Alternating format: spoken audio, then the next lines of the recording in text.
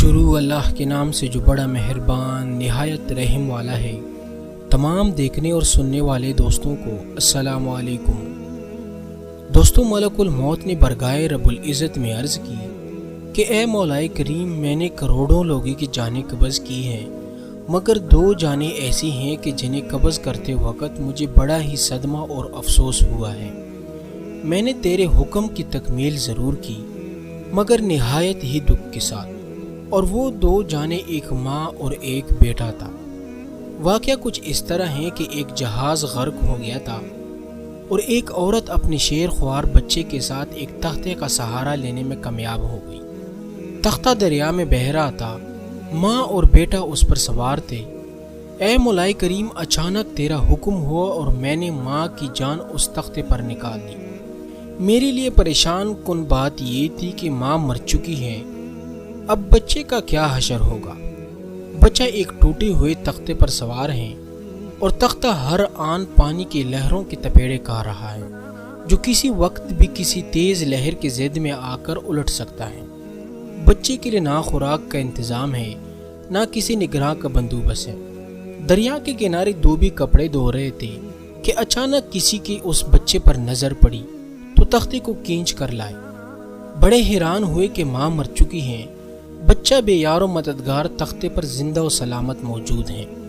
وہ لوگ اس بچے کو اپنے سردار کے پاس لے گئے۔ سردار بیچارہ بے اولاد تھا۔ سردار خوبصورت بچہ دیکھ کر اس پر اس کا دل آ گیا اور سردار نے بچے کو اپنی نگرانی میں لے کر اسے اپنا بیٹا بنا لیا۔ یہ بچہ 8-9 سال کی عمر کا تھا کہ اپنے ساتھی بچوں کے ساتھ کھیل رہا تھا۔ اتنے میں بادشاہ وقت کی سواری کی آمد کا شور اٹھا۔ سب لوگ ادھر ادھر بھاگ گئے مگر یہ بچہ سڑک پر اکیلا کھڑا رہا۔ بادشاہ کی سواری گزر گئی، اس کے پیچھے اس کا عملہ پیدل آ رہا تھا۔ ان میں سے ایک سپاہی کو راستے میں سے سرما کی ایک پیڑیا مل گئی۔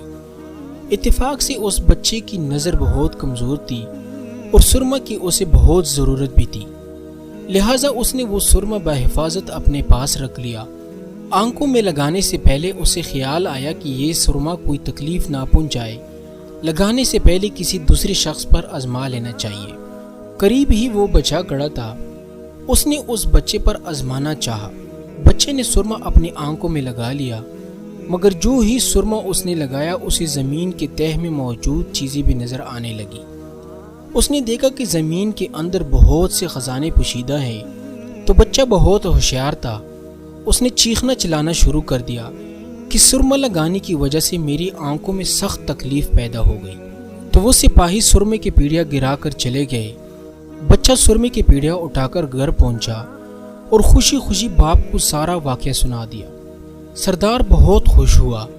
باپ نے کہا کہ ہمارے پاس آدمی بھی ہیں اور گدھے بھی ہیں، تم سرما لگاؤ، ہم تمہارے ساتھ چلتے ہیں، جہاں کہیں خزانے پاؤ ہمیں بتاؤ، ہم نکال لیں گے۔ بچے کے بتانے پر وہ لوگ خزانے نکالنے لگے اور تھوڑے ہی عرصے میں امیر بن گئے۔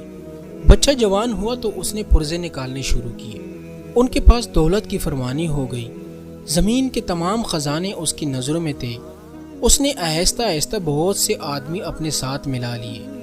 اس کے بعد تمام سرداروں کو ادھر ادھر کر دیا اور خود سردار بن گیا۔ آخر نوبت یہاں تک پہنچی کہ اس نے بادشاہ کے ساتھ بھی ٹکر لے لی اور اسے مغلوب کر کے خود بادشاہ بن گیا۔ اس بچے کا نام شداد تھا اور یہ وہی بچہ تھا جس کی ماں تختے پر ہی مر گئی تھی اور یہ اکیلا دریا کے لہروں کے ساتھ بہہ رہا تھا۔ کہتے ہیں کہ جب یہ برسر اقتدار آیا تو اس نے حکم دیا کہ ایک ایسا کمال درجے کا شہر آباد کیا جائے جس کی ایک اینٹ سونے کی ہو اور دوسری چاندی کی ہو، اس میں ایک عالی شان باغ ہو جس میں دنیا کی ہر چیز میسر ہو۔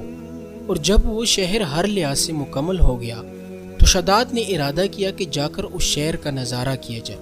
چنانچہ وہ شہر کو دیکھنے نکلا۔ ابھی وہ دروازے تک ہی پہنچا تھا کہ ملک الموت کو حکم ہوا اور اس نے وہی اس کی روح قبض کر لی۔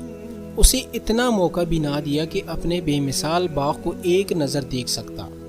ملک الموت نے کہا کہ اے مولا کریم، اس شخص کی روح قبض کرتے وقت بھی مجھے نہایت ہی صدمہ پہنچا کہ وہ شخص ہر چیز تیار کر کے اسے دیکھ بھی نہ سکا۔ اللہ تعالیٰ نے فرمایا، یہ وہی بچہ ہے جس کی ماں تختے پر مر گئی تھی۔ اور اس پر تجھے ترس آیا تھا۔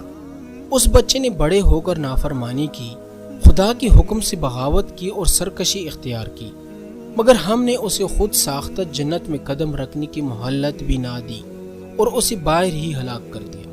اسی جنت کے بارے میں مشہور ہے کہ وہ دنیا میں موجود ہے مگر انسان کی نظروں سے اجل ہے۔ امیر معاویہ رضی اللہ تعالیٰ عنہ کے زمانے میں ایک صحابی کا اونٹ گم ہو گیا تھا۔